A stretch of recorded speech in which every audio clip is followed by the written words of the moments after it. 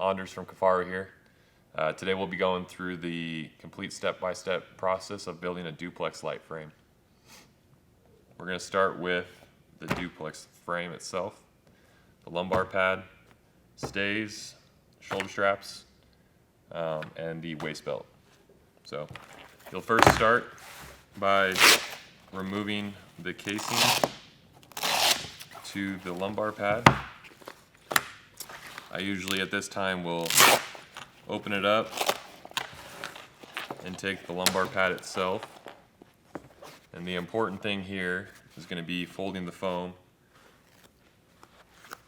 hard side to hard side, not soft side to soft side. So the reason why that is when you put this in, and you'll slide this in here with the flatter portion of the pad towards the bottom. When you put it in and you flatten it out here, you're going to be pushing the corners down into each section.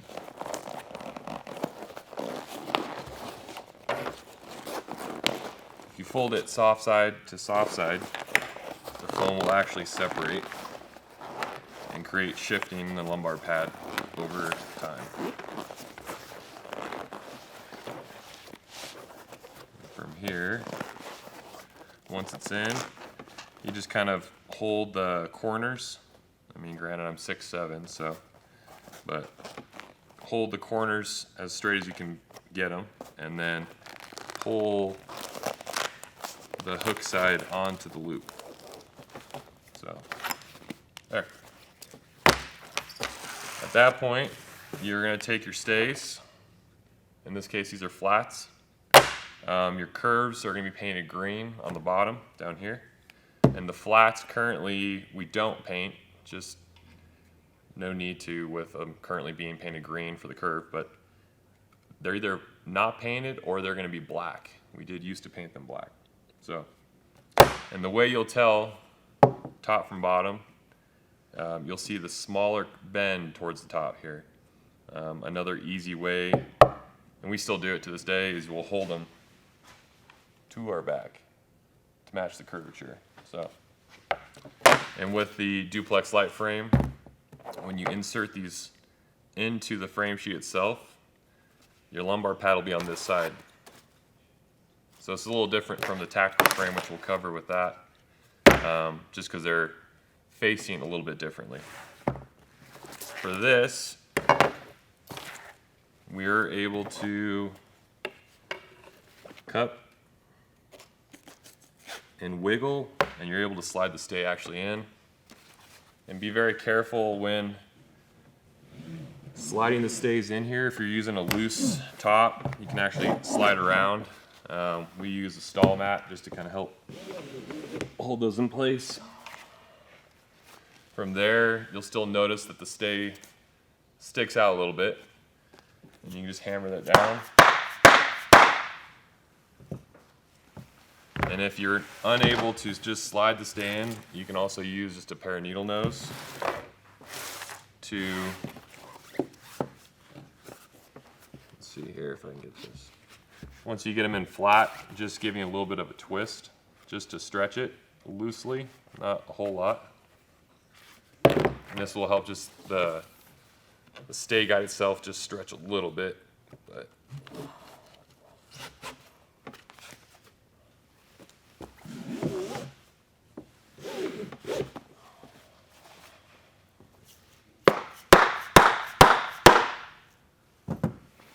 okay.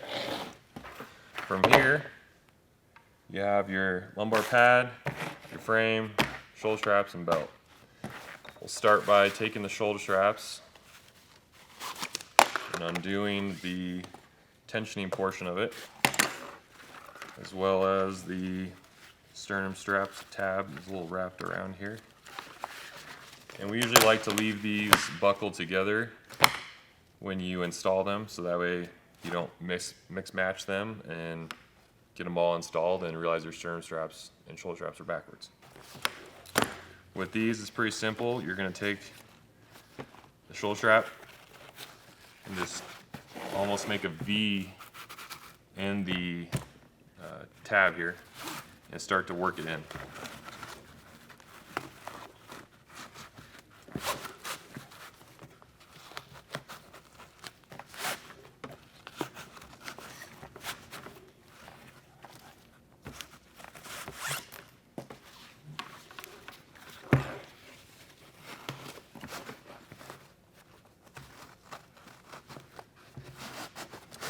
This will be the same for short straps or long straps.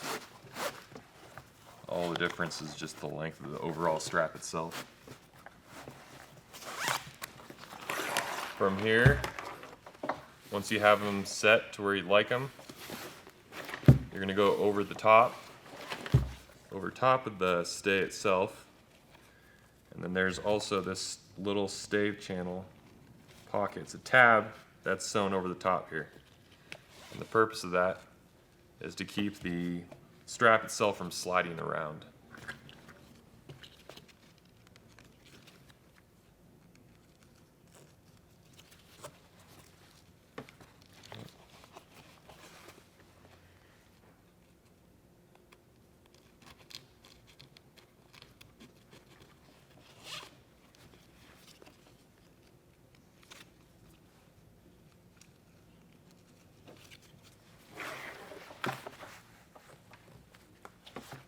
Pull them tight, and then I'll usually flip this around so the straps are facing away from me, and I'll take my belt, and a good way to always check the belt sizing will be there's going to be a tag on the inside. You have small, medium, large obviously. There's also extra large and extra small, which are very uncommon, but we still have the ability to do those. So with these, you'll take the pocket itself here.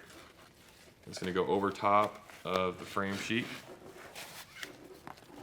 Once you have your belt on, I'll take the lumbar pad and actually pass it through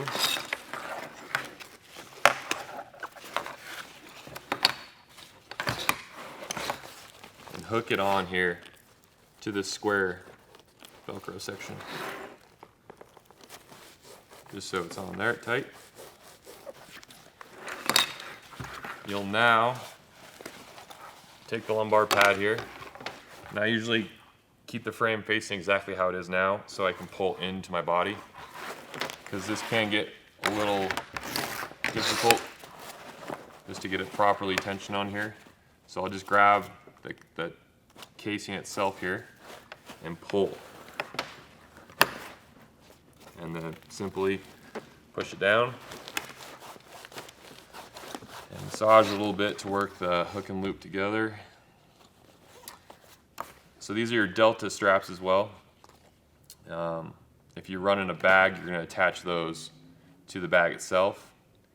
If not, like if you're running like a frame with a cargo net, Striker XL, 22 mag, Hellbender, those tabs don't exist on those bags. Or they're higher than what would be usable. So we recommend running the delta strap to the ladder lock here on the lumbar pad. And what this does is just helps stabilize the larger bags from shifting back and forth.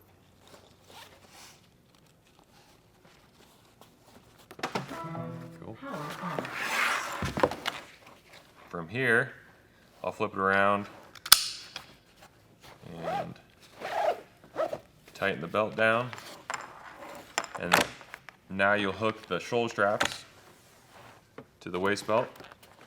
And something very important here was when you take this tab, I'll usually pull it out straight and do a turn inward. Reason being, when you get this in here, you want the strap to come off your hip and roll into your chest. So it's matching your body contour. Occasionally these things will get twisted if you're yanking on them when you're hunting. You can easily undo them. The thing you just want to do is there's a little tab here. It'll get caught, prevent it from coming undone in the field. You can just simply push it down and up through, back out. So again.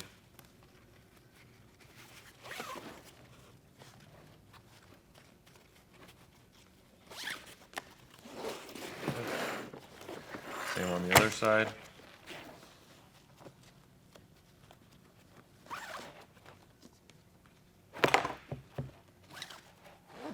Okay. From here, I usually like to take the sternum strap, and personally myself, I usually will run this all the way to the top, right below this bar tack.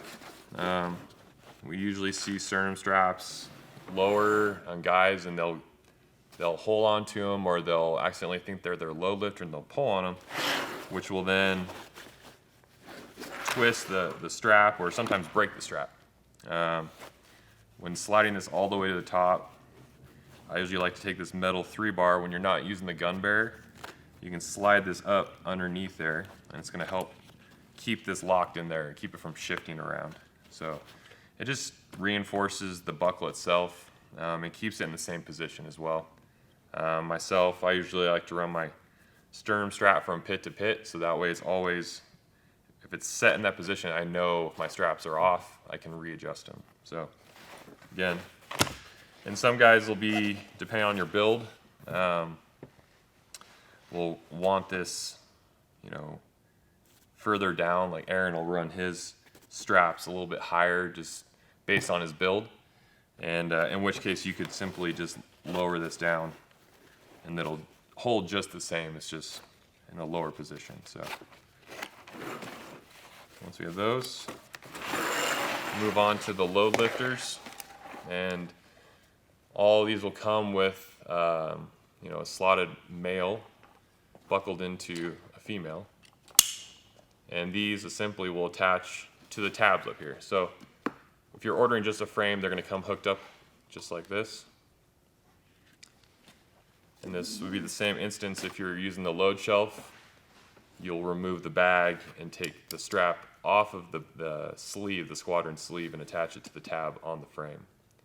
From there, it'll allow you to, you know, separate the bag from the frame.